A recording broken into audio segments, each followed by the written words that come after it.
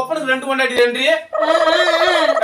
உங்க அம்மத்தான் கூட்டு போனால கருமாத்தூர் திருவிழா உங்க ஒப்பத்தான் சீயான கூட்டு போனா இல்ல அவங்க முடியாம கிடந்து பூசாரி மந்திரிக்க கூட்டிட்டு போனாரு. என்ன மந்திரிக்கு நடிச்சாம தோட்டத்துக்குள்ள கூட்டு போவாங்க. என்னங்கடா